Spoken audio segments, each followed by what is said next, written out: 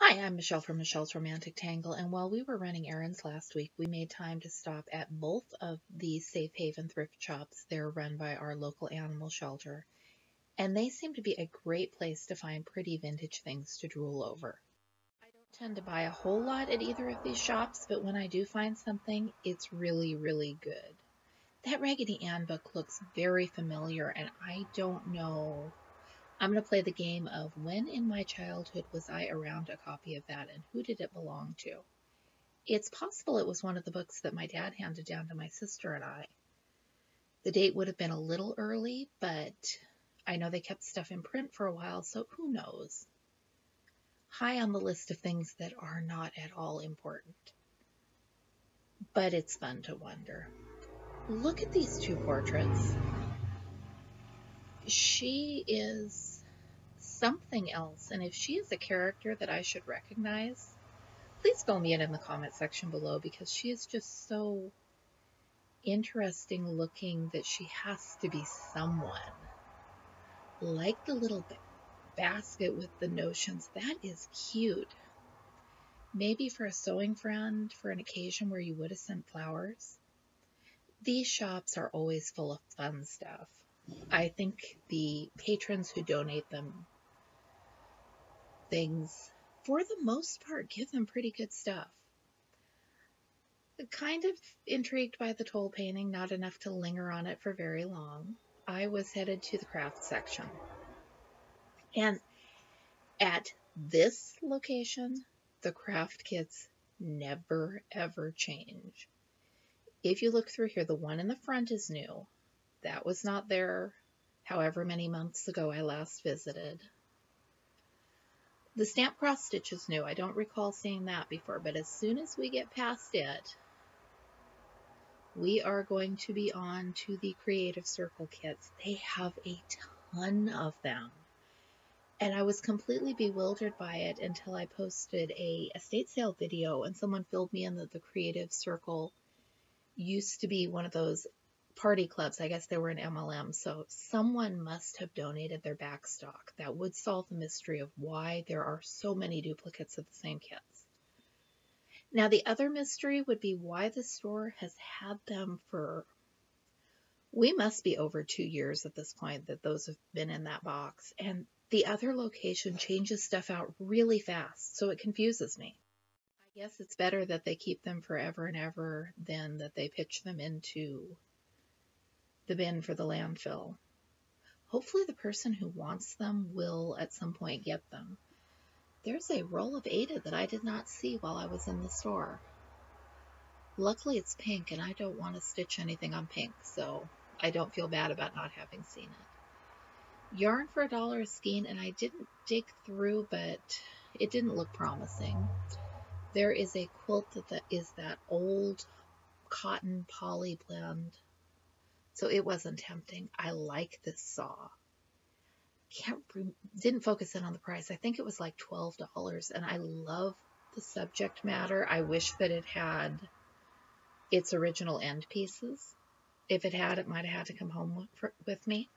I was talking to my mom about the saws that she painted back in the day, just like days before I filmed this, and she said that while she was painting them, the tines were biting into her stomach. So I guess painting those big crosscut saws isn't fun, but if I ever learn to paint, I still want to make us one.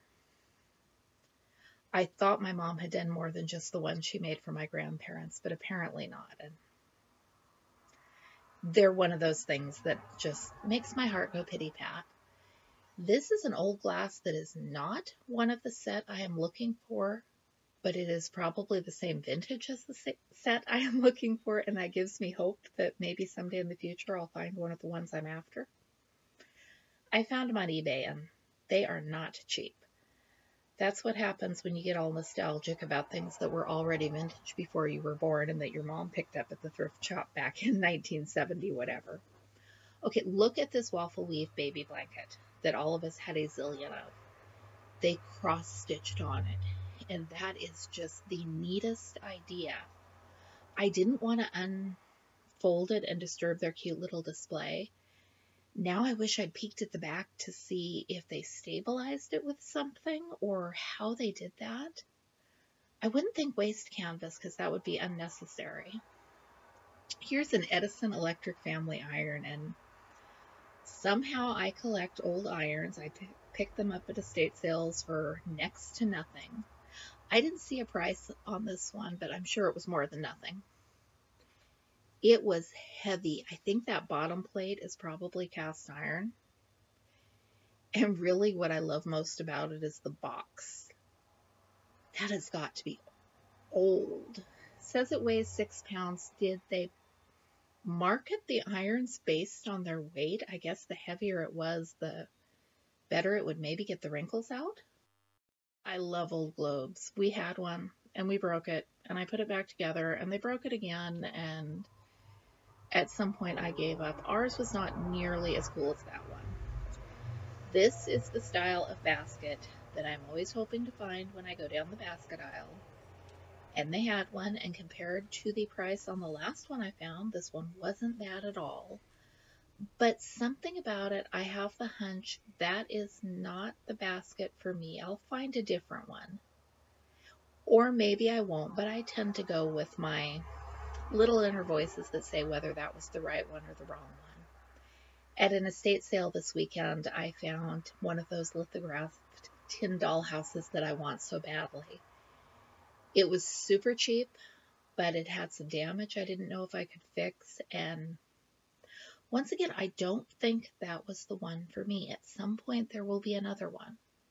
There will definitely be another one. Whether it will be the one I want, who knows?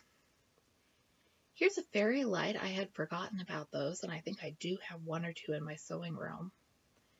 You put a candle in there, and a few years ago, I got a bee in my bonnet that I really wanted one, and mentioned it to Grandma, and she came through because I swear that woman had a magic wand, and if there was something vintage you were looking for, 15 minutes later, she would have one for you. And it was always something she'd found at the thrift shop for dirt cheap, or in one case, it was a treadle sewing machine that she accidentally bought at the auction.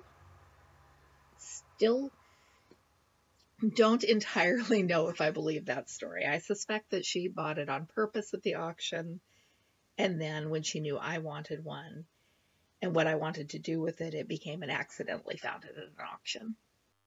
Grandma probably would have loved this shop, and as far as I know, she never made it down here.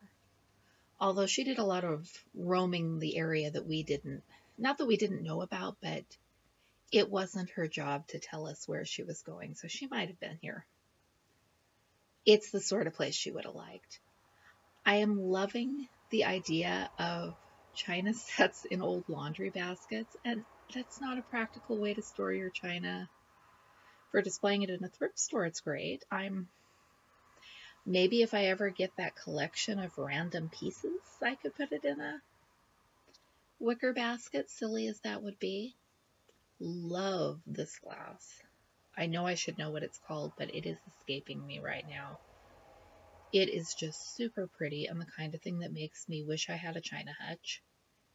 I've even figured out where I would put a china hutch, but the odds of getting one anytime soon are probably slim to none.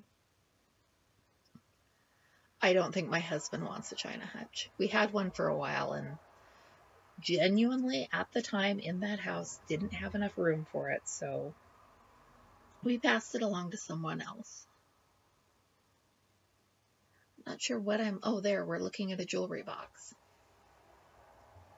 It was kind of pretty, not pretty to look at, not so pretty that I wanted to take it home.